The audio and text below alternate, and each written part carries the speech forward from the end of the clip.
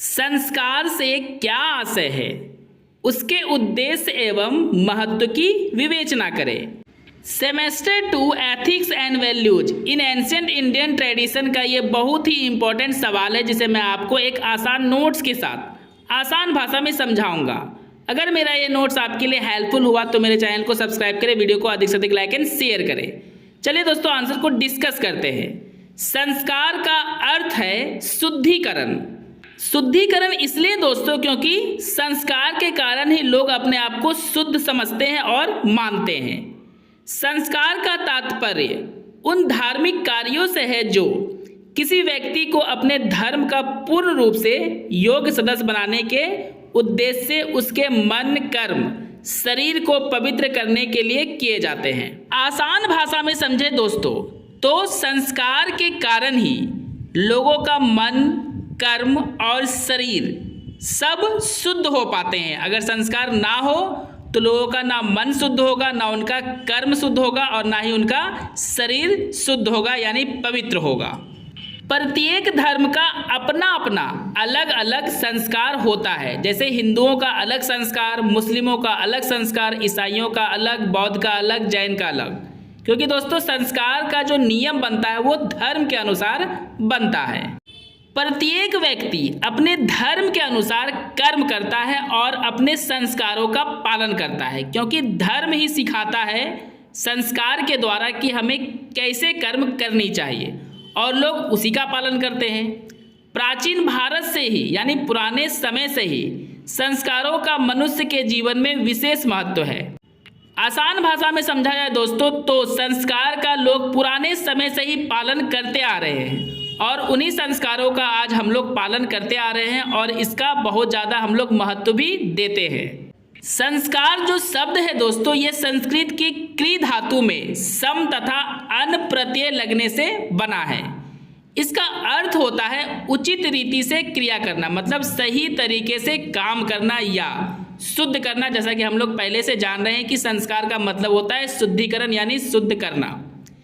इसी आधार पर संस्कार शब्द का समाज में उन धार्मिक अनुष्ठानों एवं क्रियाओं से है जो कि व्यक्ति के शरीर एवं आत्मा की शुद्धि के लिए किए जाते हैं। आसान भाषा में समझा जाए दोस्तों तो हिंदू अपने शुद्धिकरण के लिए पूजा पाठ करते हैं और मुस्लिम नमाज, कुरान जो भी है वो पढ़ते हैं। इस तरह से उनका आत्मा और शरीर का शुद्धिकरण हो जाता है और इस तरह के अनुष्ठान और क्रियाओं को करना हमें संस्कार ही सिखाता है।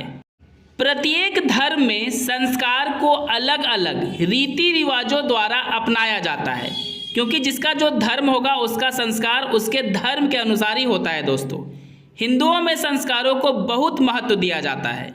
यहाँ गर्भ से लेकर मृत्यु के बाद तक के लिए कई संस्कारों की व्यवस्था की गई है। मतलब हिंदू धर्म में गर्भ से लेकर मतलब बच्चे के जन्म से लेकर मृत्यु तक के जो जीवन चक्र होते हैं उनमें अनेकों प्रकार के संस्कारों का पालन किया जाता है और संस्कारों की व्यवस्था की गई है।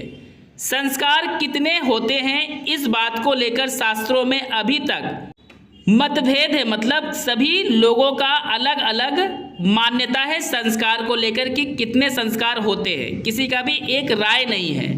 परंतु फिर भी हिंदुओं में 16 संस्कार को मुख्य माना गया है। मतलब हिंदू के संस्कारों में 16 संस्कार को ही मुख्य माना गया है।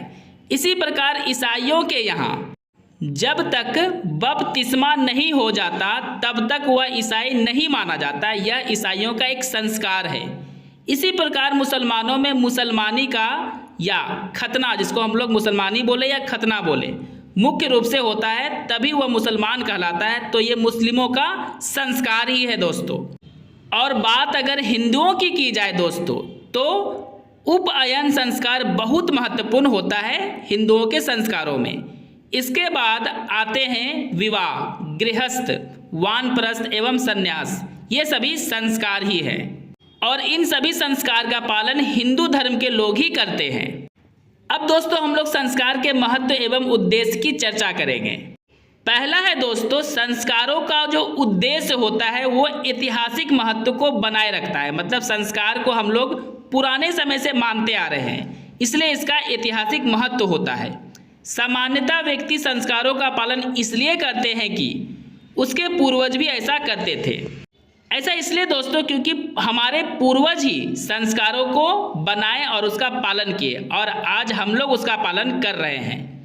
दूसरा है दोस्तों, संस्कार मानव शुद्धि तथा व्यक्तित्व के विकास में सहायक होता है। मतलब संस्कार के द्वारा ही मानव खुद को शुद्ध समझता है और उसमें व्यक्तित्व मतलब मानवता का भी विकास होता है और ये सब संस्कार के द्वारा होता है। तीसरा है दोस्तों, संस्कार शिक्षा के एक महत्वपूर्ण साधन के रूप में मानव का समाजीकरण करते हैं। मतलब दोस्तों शिक्षा प्राप्त करना भी हमारे संस्कार में ही है और क्योंकि संस्कार में हमारा शिक्षा प्राप्त करना है इसलिए हम लोग शिक्षा प्राप्त करते हैं। इससे व्यक्ति समाज के दायित्वों के प्रति जागरूक होता है क्योंकि दोस्तों जो लोग शिक्षित होते हैं वही अपने दायित्व को अच्छे से समझ पाते हैं कि समाज में उनका क्या दायित्व है। नेक्स्ट पॉइंट है दोस्तों, संस्कार मानव ज्ञान तथा समस्याओं के समाधान में सहायक होते हैं। मतलब संस्कार के द्वारा मानव को ज्ञान तो मिलता ही है, बहुत सारे समस्याओं का भी समाधान संस्कार के द्वारा हो जाता है।